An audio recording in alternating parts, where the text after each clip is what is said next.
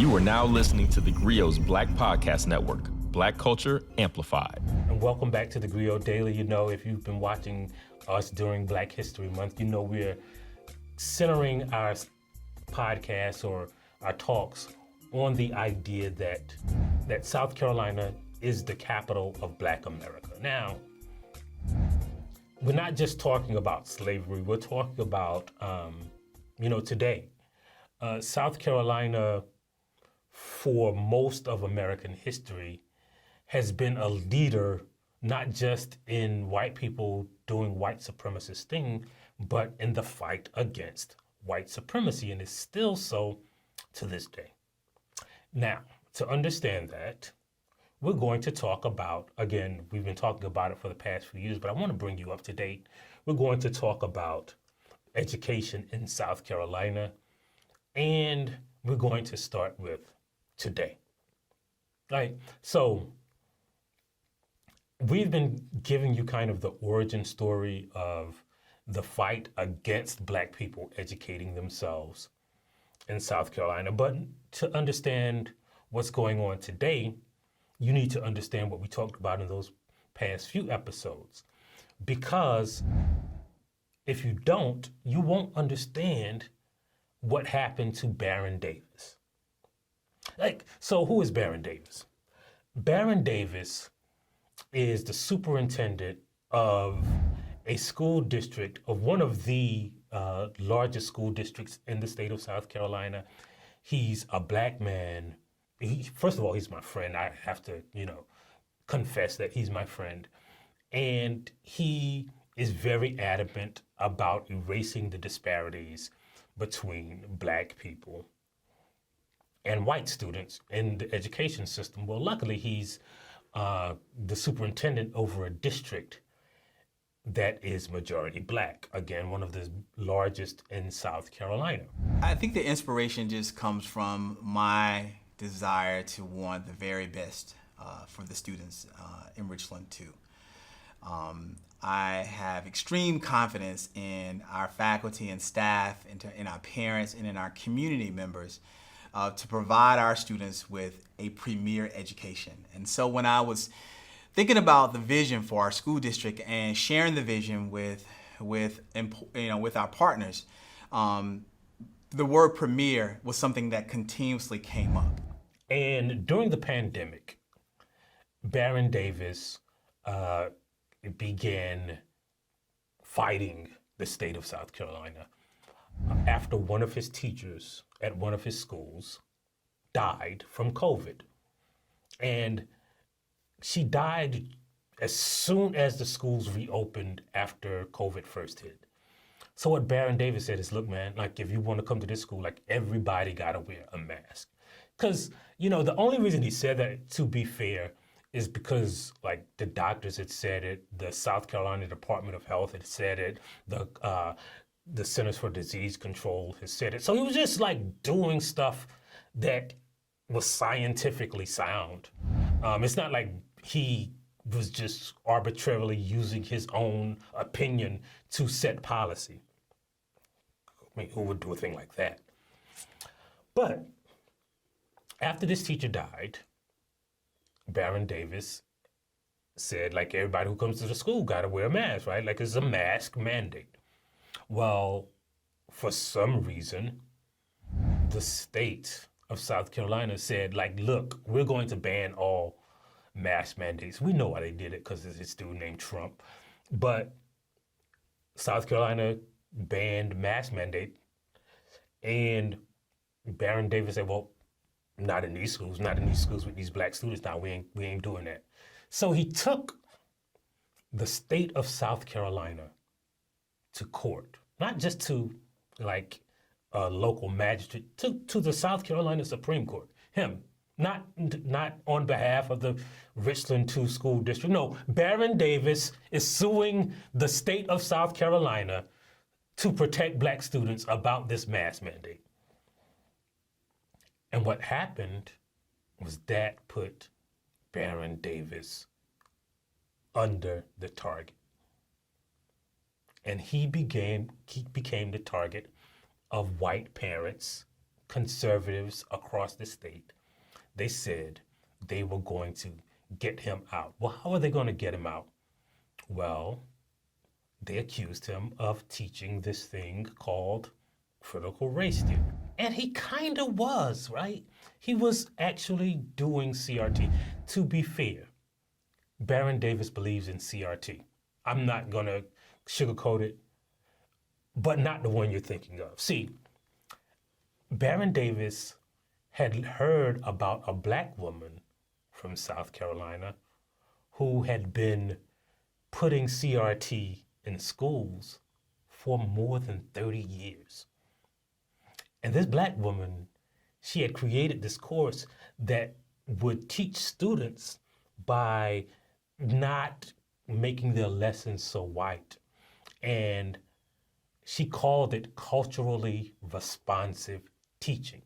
Now, she had been doing this for 30 years. She had been using the name, culturally responsive teaching. And when Baron Davis heard about it, he was like, wait, you mean we can teach our students and be culturally responsive about their education, which will make them more interested in learning? For instance, if we're going to teach an English class, instead of saying, see Jane run and giving them a book with a blonde, blue-eyed girl on the cover, why not teach them from children's books with characters that look like them? That's culturally responsive teaching. Instead of saying Jane had 3 apples and then took away 3, why not use hip hop in education, which was pioneered by one of Baron Davis's good friends, a hip hop educator called Ahmad Jackson. And that was culturally responsive teaching. And guess what happened in Richland too? Test scores skyrocketed. Students became more responsive to their education. And he began to erase the disparities that had been prevalent in Richland 2 school district. But remember, because of that mask thing, he was now a target. So they began to show up. Conservatives began showing up at the school board hearings and accusing him of teaching CRT. Look, we see it in the guidelines for the state, for his district's policy. And he was trying to explain, no, that's culturally responsive teaching. But no, they would not believe it. They accused him of teaching CRT because, got the same initials, so it must be the same thing. And they didn't just limit themselves to those school board meetings.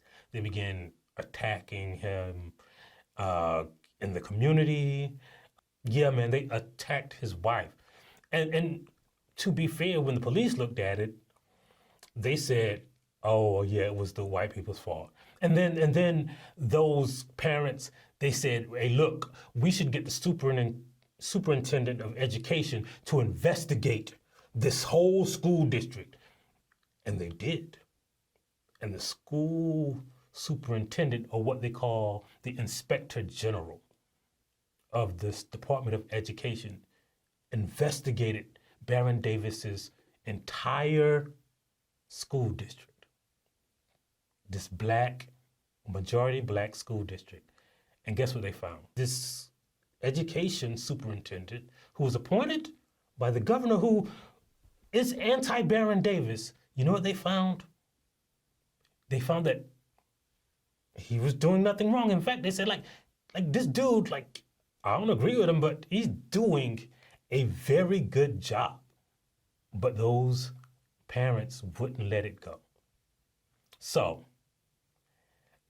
when the elections of 2022 arrived, those midterm elections, the parents all over, the white voters of South Carolina, decided they were just going to take over these majority black school districts. And how would they do it?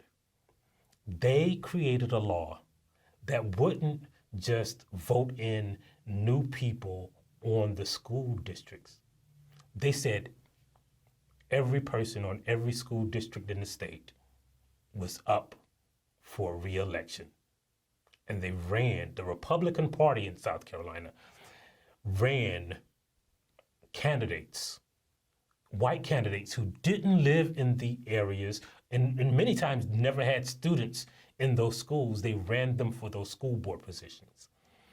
And they managed to overturn many of the school boards across the state, but not in Baron Davis's district. Baron Davis beat those suckers. And so they tried a new tactic.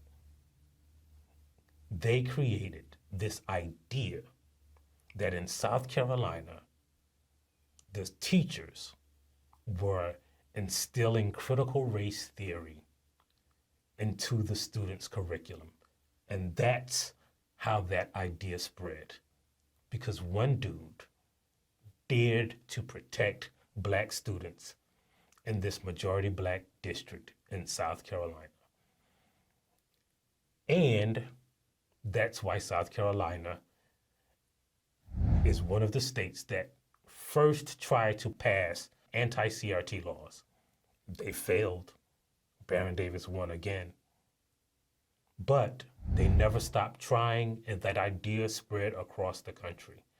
And that's why South Carolina is the capital of Black America, because they fight and because they win and because you listen to this podcast, you now know it. That's why you got to keep subscribing. That's why you got to tell a friend. That's why you got to download the theGrio app.